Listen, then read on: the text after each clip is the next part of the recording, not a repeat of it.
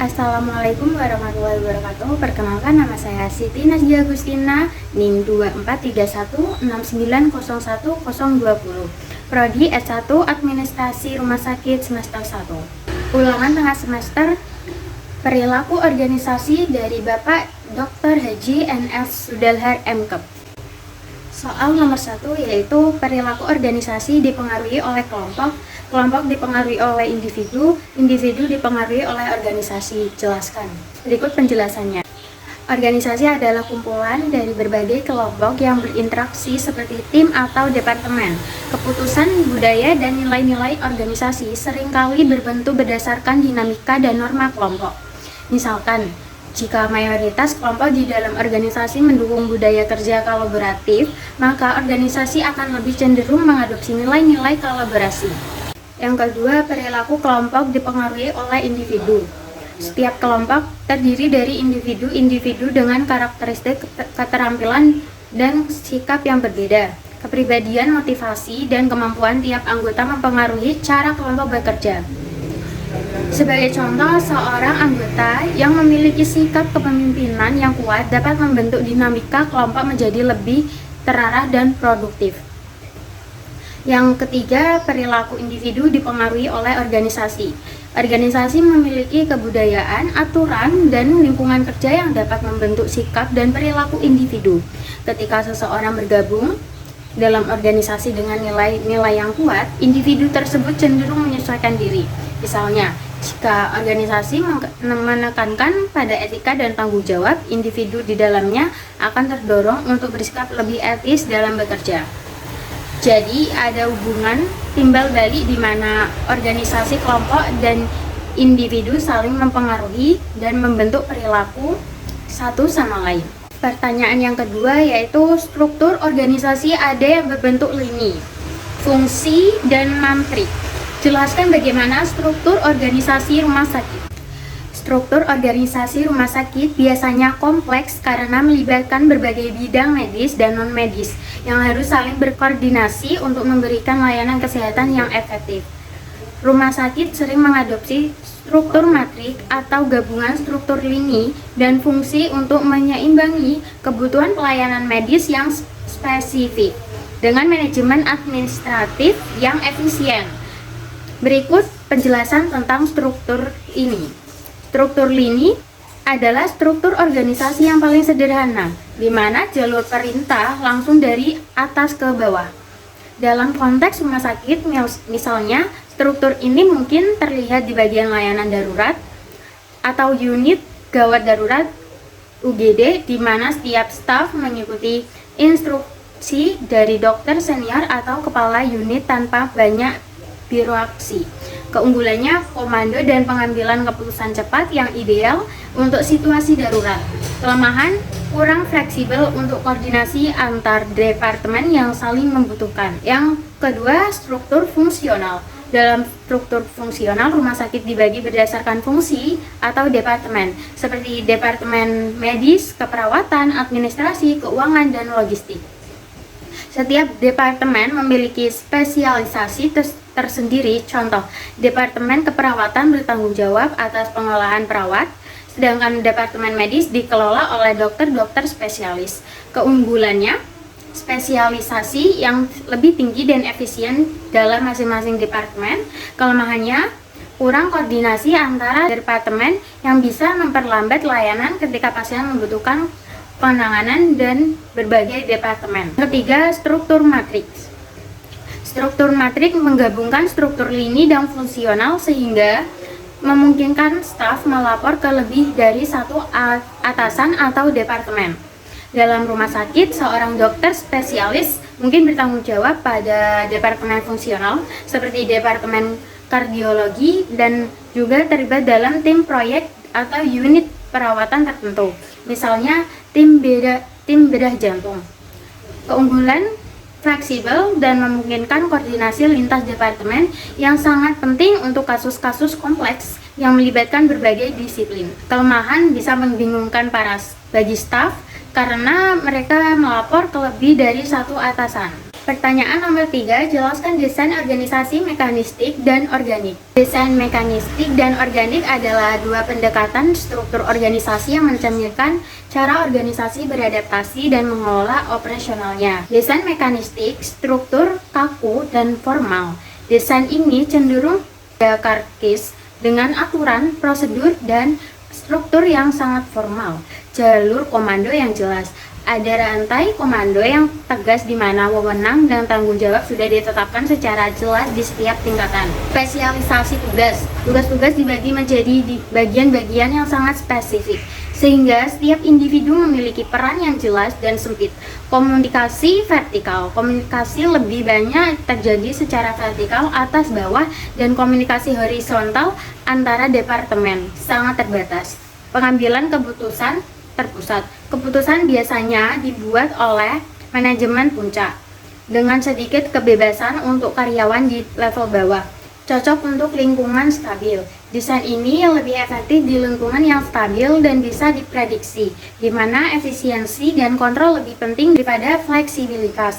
Contoh, pabrik manufaktur dengan jalur produksi yang ketat sering menggunakan desain mekanistik untuk memastikan efisiensi dan konsistensi produk. Yang kedua, desain organik, struktur fleksibel dan dinamis. Desain ini kurang formal dan lebih fleksibel untuk memungkinkan adaptasi cepat terhadap perubahan. Jalur komando yang longgar, tidak ada hierarki yang kaku, anggota tim dapat mengambil peran sesuai kebutuhan dan situasi. Tugas yang kurang spesifik, karyawan sering memiliki peran yang lebih luas dan bertanggung jawab untuk berbagai tugas, sehingga memungkinkan kreativitas dan inisiatif. Komunikasi horizontal. Komunikasi terjadi secara bebas di antara berbagai departemen dan tingkatan, menciptakan kolaborasi yang lebih besar. Pengambilan keputusan terdesentralisasi, karyawan di semua level diberi kebebasan untuk membuat keputusan sesuai kebutuhan yang mempercepat respons terhadap perubahan. Cocok untuk lingkungan yang berubah cepat. Desain ini lebih ideal untuk lingkungan dinamis di mana inovasi dan fleksibilitas penting, seperti perusahaan teknologi atau startup. Contohnya, perusahaan teknologi atau startup sering menggunakan desain organik untuk memungkinkan inovasi cepat dan adaptasi terhadap perubahan pasar. Jadi kesimpulannya adalah desain mekanistik berfokus pada stabilitas dan efisiensi melalui struktur yang kaku, sedangkan desain organik menekankan fleksibilitas dan adaptasi di lingkungan yang cepat berubah.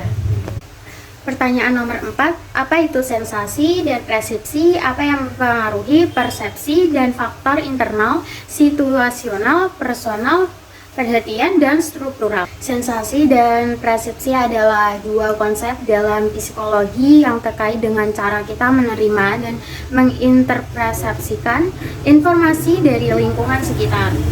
Sensasi, proses penerima rangsangan fisik dari lingkungan melalui indera seperti penglihatan, pendengaran, perabaan, penciuman, dan pengecapan. Sensasi adalah tahap awal di mana otak menerima data sensori tetapi belum diinterpretasikan. Persepsi, proses mengorganisir, menginterpretasikan dan memberi makna pada informasi sensorik yang telah diterima. Persepsi memungkinkan kita untuk memahami dan menginterpretasikan sensasi yang diterima sehingga menjadi pengalaman yang bermakna. Faktor yang mempengaruhi persepsi. Persepsi dipengaruhi oleh berbagai faktor, baik internal maupun eksternal, termasuk satu faktor internal, situasional, keadaan atau konteks. Saat seseorang menerima informasi mempengaruhi persepsi seperti waktu, suasana hati, atau tempat. Personal, pengalaman pribadi, kepribadian, harapan, dan latar belakang individu yang unik mempengaruhi cara seorang menginterpretasikan informasi. Perhatian, tingkat fokus atau perhatian terhadap rangsangan tertentu semakin besar, perhatian semakin detail persepsi kita terhadap sesuatu. Struktural, Pola atau bentuk rangsangan yang mempengaruhi persepsi seperti warna, bentuk, kontras yang dapat membuat suatu objek lebih menarik atau mencolok. Pertanyaan yang terakhir yaitu jelaskan teori motivasi yang merujuk pada kebutuhan manusia. Teori motivasi yang merujuk pada kebutuhan manusia menjelaskan bahwa perilaku manusia sering dipengaruhi oleh keinginan untuk memenuhi kebutuhan tertentu. Berikut beberapa teori utama yang berfokus pada kebutuhan. 1. Teori hierarki kebutuhan Maslow dikembangkan oleh Abraham Maslow. Teori ini menyatakan bahwa kebutuhan manusia terbagi dalam hierarki 5 tingkatan yang harus dipengaruhi secara bertahap. 1. Kebutuhan fisiologis, kebutuhan dasar untuk kelangsungan hidup seperti makan, air, dan tempat tinggal. 2. Kebutuhan keamanan, kebutuhan akan rasa aman dan perlindungan baik fisik maupun emosional. Yang ketiga, kebutuhan sosial, kebutuhan akan cinta, persahabatan, dan hubungan sosial. Kebutuhan penghargaan, kebutuhan untuk dihargai, diakui, dan memiliki harga diri. 5. Kebutuhan aktualisasi diri, kebutuhan untuk mencapai potensi penuh dan berkembang secara pribadi. Menurut Maslow, kebutuhan pada tingkatan yang lebih rendah harus terpenuhi sebelum seseorang termotivasi untuk memenuhi kebutuhan pada tingkatan yang lebih tinggi. Yang kedua, teori ERG. Carlton Alderfer mengembangkan teori ini sebagai penyederhanaan dari hierarki Maslow. Teori ERG membagi kebutuhan menjadi 3 kategori utama.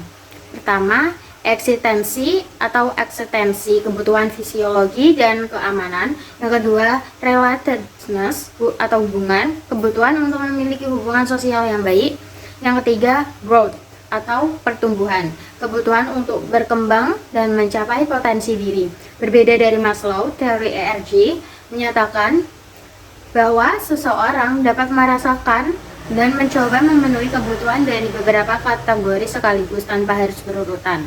Yang ketiga, teori 2 faktor Herzberg. Menurut Frederick Herzberg, ada 2 jenis faktor yang mempengaruhi motivasi.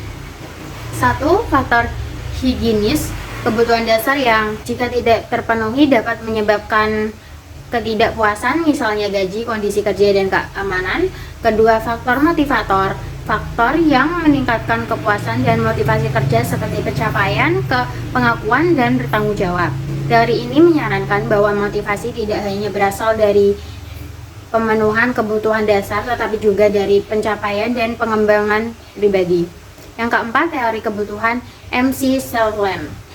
David MC Sutherland mengidentifikasi 3 kebutuhan utama yang memotivasi perilaku manusia dan kebutuhan akan pencapaian, need for achievement, kebutuhan untuk mencapai dan menguasai tugas untuk atau tujuan. Yang kedua, kebutuhan akan afiliasi, need for affiliation, kebutuhan untuk memiliki hubungan yang harmonis dan diterima oleh orang lain.